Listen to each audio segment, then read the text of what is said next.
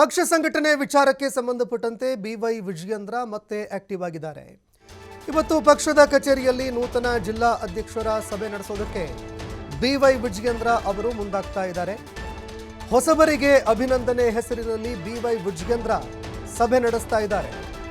ಸಭೆಯಲ್ಲಿ ಪಕ್ಷ ಸಂಘಟನೆ ವಿಚಾರಗಳ ಕುರಿತು ಚರ್ಚೆಯಾಗುತ್ತೆ. ಭಿನ್ನಮತಕ್ಕೆ ಅವಕಾಶ ನೀಡದಂತೆ ಕೆಲಸ ಮಾಡುವ ಬಗ್ಗೆ ಚರ್ಚೆ ಮಾಡಲಿದ್ದಾರೆ.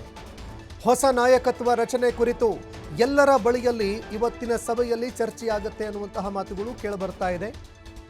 ಇನ್ನು ವಿಪಕ್ಷ ನಾಯಕ ಆರ್ ಅಶೋಕ್ ಅವರು ಕೂಡ ಈ ಸಭೆಯಲ್ಲಿ ಭಾಗಿಯಾಗಲಿದ್ದಾರೆ.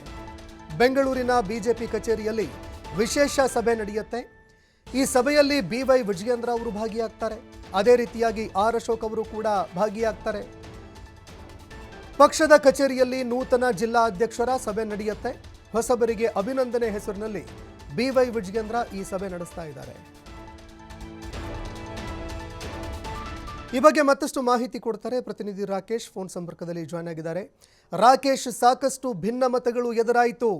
ಭಿನ್ನಮತೀಯರನ್ನ ಈಗಾಗಲೇ ಪಕ್ಷದಲ್ಲಿ ಎಲ್ಲರ ಬಾಯಿ ಮುಚ್ಚಿಸಿ ಕೂಡ ಆಯಿತು.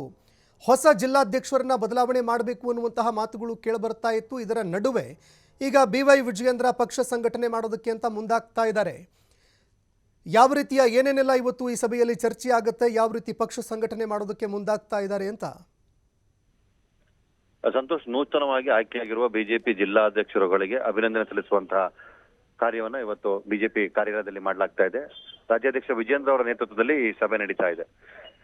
ಹೊಸದಾಗಿ ಜವಾಬ್ದಾರಿಯನ್ನು ಹೊತ್ತುಕೊಂಡಿರುವಂತಹ ಬಹುತೇಕರು ಹುದ್ದೆಗೂ ಹೊಸಬರಾಗಿ ಕಾಣಿಸ್ಕೊಳ್ತಾ ಇದ್ದಾರೆ. ಯಾಕಂದ್ರೆ ಈ ಹಿಂದೆ ನಡೆದಂತಹ ಅಭ್ಯರ್ಥಿಗಳ ಆಯ್ಕೆ ವಿಚಾರಕ್ಕೆ ಸಂಬಂಧಪಟ್ಟಾಗಿ ನೇಮಕಾತಿ ಸಂದರ್ಭದಲ್ಲಿ ಆದಂತಹ ಲೋಪದೋಷಗಳನ್ನ ಪರಿಹರಿಸಿಕೊಳ್ಳುವುದಕ್ಕೆ ಪಕ್ಷದೊಳಗಿನ ಭಿನ್ನಮತವನ್ನ ಬದಿಗೊತ್ತಿ ಅದನ್ನ ಸರಿದಾರಿಗೆ ತೆಗೆದುಕೊಂಡು ಹೋಗುವಂತ ನಿಟ್ಟಿನಲ್ಲಿ ಈ ಬದಲಾವಣೆಯನ್ನ ಮಾಡಲಾಗಿತ್ತು. ಅಂದ್ರೆ ಪಕ್ಷದ ಎಲ್ಲ ವರ್ಗಗಳಿಂದ ಬಂದಿರುವಂತಹ ಅಹವಾಲುಗಳನ್ನ ಸ್ವೀಕರಿಸಿ ಅನಂತರದಲ್ಲಿ ಅಧ್ಯಕ್ಷರ ಆಯ್ಕೆಯನ್ನ ಜಿಲ್ಲಾಧ್ಯಕ್ಷರನ್ನ ನೇಮಕ ಮಾಡಲಾಗಿತ್ತು.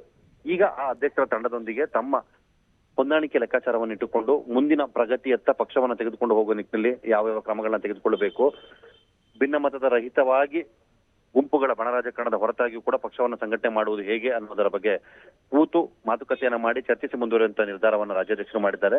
ಅದರ ಭಾಗವಾಗಿ ಇವತ್ತು ಈ ಸಮಾರಂಭವನ್ನು ಇಟ್ಟುಕೊಂಡು ಅಲ್ಲಿ ಪಕ್ಷ ಸಂಘಟನೆ ವಿಚಾರವಾಗಿ ಚರ್ಚೆಯನ್ನ ಮಾಡಲಿದ್ದಾರೆ. ಇದಾದ ಬಳಿಕ ಸಂಘಟನಾತ್ಮಕವಾಗಿ ಜಿಲ್ಲೆಗಳಿಗೆ ಜವಾಬ್ದಾರಿಯನ್ನು ನೀಡಲಾಗುತ್ತೆ.